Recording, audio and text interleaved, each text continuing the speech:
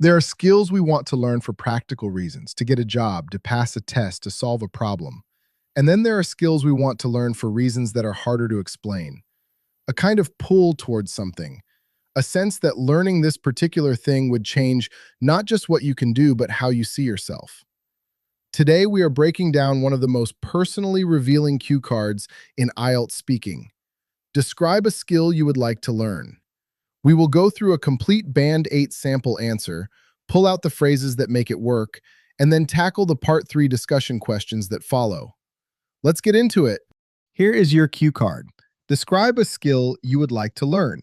You should say what the skill is, why you want to learn it, how you would learn it, and explain how it would benefit you. Now, this cue card is one that students often answer too generally. They say something like, I want to learn English better, or I want to improve my cooking, and leave it there. The answer is technically correct, but it is completely forgettable. What makes a Band 8 answer on this topic is specificity. Not just what the skill is, but why this particular skill, why now, and what it represents to you personally. The examiner wants to feel that this is a genuine aspiration, something that actually matters to you, not a safely generic answer you have prepared for the exam. During your 1 minute of preparation, think beyond the skill itself. Think about what learning it would give you that you do not currently have. That is where the real answer lives. Now, listen to today's Band 8 sample answer. So, the skill I keep coming back to, and I am almost embarrassed to admit this because most people learn it as teenagers, is driving. I never learned when I was young for various reasons, and it is something I have been quietly meaning to address for years without actually doing anything about it. The honest reason I want to learn now is less about practicality and more about something harder to name. There is a particular kind of freedom that driving represents, the ability to just go somewhere on your own terms without depending on public transport or other people's schedules. I do not have that, and I am increasingly aware that I do not have it. In terms of how I would learn, I think a structured approach makes most sense. Professional lessons to begin with, to build the foundations properly rather than picking up bad habits from well-meaning friends or family. I have heard enough stories about that to know it rarely ends well.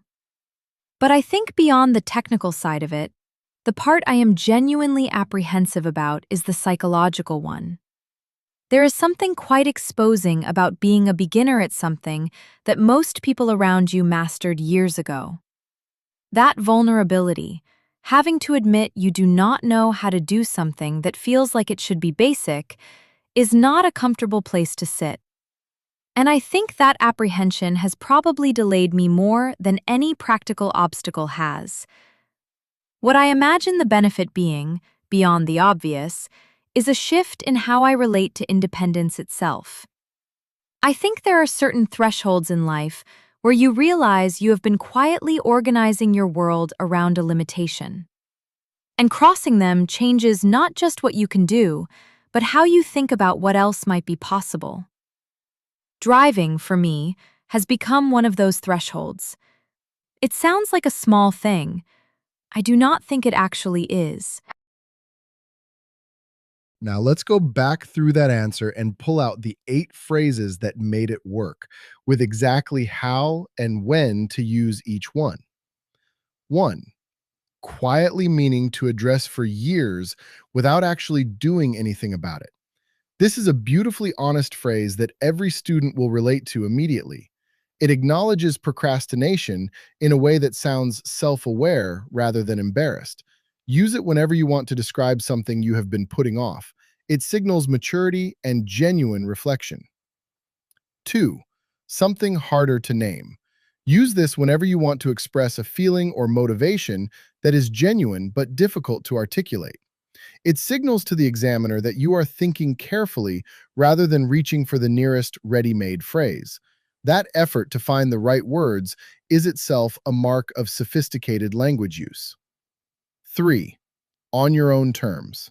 a concise, powerful phrase meaning without dependence on others or external conditions. Use it to describe any kind of autonomy, freedom on your own terms, success on your own terms, living on your own terms. It always elevates the sentence around it. 4. Building the foundations properly rather than picking up bad habits. This phrase works for any skill, any learning process, any area where shortcuts lead to problems. It shows the examiner that you understand how learning actually works, not just what you want to achieve, but how to achieve it well. 5. There is something quite exposing about being a beginner at something. This is emotionally honest and intellectually sophisticated at the same time. The word exposing is doing all the work. It captures vulnerability more precisely than embarrassing or difficult ever could. Use it for any situation where you feel visible and unprotected. 6. That apprehension has probably delayed me more than any practical obstacle has. A remarkably self-aware observation that shows the examiner genuine psychological insight. It distinguishes between two kinds of obstacles, internal and external, and honestly identifies which one has been more significant. This kind of reflection is exactly what Part 2 answers need more of. 7. Organizing your world around a limitation. A striking metaphor for the way we unconsciously adapt to things we cannot do, rather than confronting them. Use it whenever you want to describe how a gap in someone's ability, or your own, has quietly shaped behavior without being acknowledged. 8. It sounds like a small thing. I do not think it actually is. This closing technique is disarmingly simple and very effective. The contrast between the two sentences creates emphasis without drama. Use it at the end of any answer where you want to quietly insist on the significance of something that might appear trivial to others. Now the examiner moves into part 3. The questions shift from your personal aspiration to broader themes, the role of skills in society, education, technology, and the future of work. Give your opinion clearly, support it with reasoning, and always add a nuance that shows you can hold more than one idea at once. Let's go through 4 of the most likely Part 3 questions for this topic. Question 1. What skills do you think are most important in today's world? I keep coming back to the ability to learn, which sounds circular, but I think it is genuinely the answer. The specific technical skills that are valuable today may not be the ones that are valuable in 10 years. So the meta skill of being able to acquire new competencies relatively quickly and being comfortable with the discomfort of being a beginner repeatedly feels more important than any particular skill set. Beyond that, I would say critical thinking. Not in the abstract academic sense, but in the very practical sense of being able to look at a piece of information and ask, is this actually true? What is the source? What might be missing? That feels genuinely rare right now and genuinely valuable. That said, I do not want to dismiss practical skills. There is something important about being able to do things with your hands, to fix things, to build things. I think we have perhaps been too quick as a society to treat manual competence as somehow less worthy than cognitive work. That distinction has probably not served us well. Question 2. Should schools focus more on practical skills than academic ones?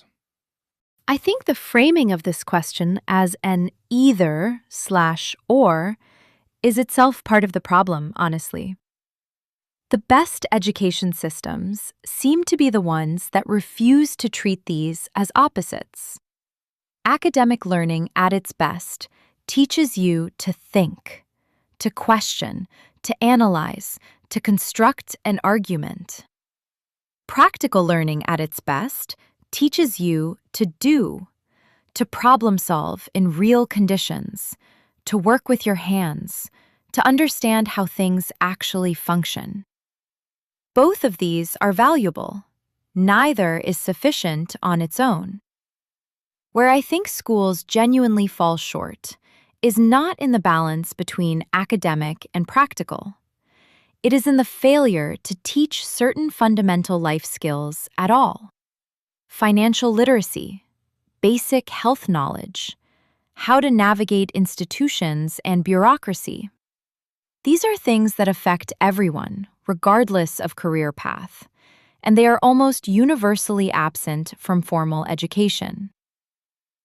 So my answer is not more practical at the expense of academic, but a more honest conversation about what preparation for life actually requires.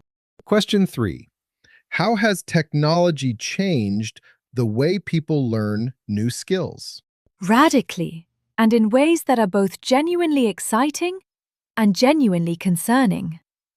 The access story is remarkable. Someone with an internet connection can now learn almost any skill from world-class practitioners at essentially no cost. That democratization of knowledge is real and significant. It has genuinely changed what is possible for people who previously had no access to quality instruction. But I think technology has also created some problems for learning that we do not talk about enough. The same devices that give us access to instruction give us access to everything else simultaneously, and everything else tends to win. The kind of sustained, patient attention that deep skill acquisition requires is genuinely harder to maintain in an environment designed to fragment it. There is also something I find interesting about the difference between knowing how to do something and actually being able to do it. You can watch 1,000 videos about driving and still not be able to drive. At some point, the screen has to give way to the actual experience. And I think we sometimes confuse consuming content about a skill with developing it. Question 4. Will certain skills become irrelevant in the future? Almost certainly, and this has always been true. Skills become obsolete when the conditions that made them valuable change. That is not new. What is new is perhaps the pace at which it is happening. I think certain highly routine cognitive tasks, data entry, basic analysis, pattern recognition in large datasets, are already being substantially automated. And that process will continue. But I am somewhat skeptical of the more dramatic predictions about which skills will become irrelevant. Human beings are remarkably good at finding new things to value in each other. Creativity, empathy, physical presence, the ability to navigate complex social situations. These feel harder to automate, not because machines could never do them technically, but because part of what we value in them is precisely that they come from a person. What I would say with more confidence is that adaptability itself will become the most valuable skill of all. Not any specific set of competencies, but the disposition to acquire new ones as conditions change. The people who thrive will be those who are genuinely comfortable being beginners repeatedly throughout their lives. Now let's lock in the 6 power phrases from today's Part 3 answers. 1. The meta skill of being able to acquire new competencies relatively quickly. Use this structure whenever you want to describe a skill that makes other skills possible. The prefix meta signals sophisticated thinking. You are talking about learning itself as a learnable ability. 2. The framing of this question as an either/or is itself part of the problem. Use this when you want to reject a false choice without dismissing the question entirely. It shows the examiner you are thinking critically about the question itself, not just answering it at face value. That is a very strong opening for any Part 3 answer. 3. A more honest conversation about what preparation for life actually requires. Use this closing structure whenever you want to reframe a narrow debate into a broader, more important question. It sounds thoughtful, it sounds confident, and it leaves the examiner with a sense that you have said something genuinely worth saying. 4. We sometimes confuse consuming content about a skill with developing it. A precise and memorable distinction between passive exposure and active learning. Use this whenever you want to make a point about the difference between knowing and doing. One of the most transferable observations you can make in part 3. 5. Part of what we value in them is precisely that they come from a person. Use this when discussing human qualities, creativity, or emotional intelligence in the context of technology and automation. It makes a philosophical point in plain language, which is harder to do than it sounds and very impressive when done well. 6. The disposition to acquire new ones as conditions change. Disposition is a precise and sophisticated word meaning a tendency or inclination that is part of someone's character rather than just a skill they have acquired. Use it instead of ability or willingness whenever you want your vocabulary to feel genuinely elevated. With this, we come to an end of this video. Thanks for watching and learning along. Do subscribe if you are going to appear for your IELTS exam. I am coming up with more such videos on this channel. See you around. Thank you.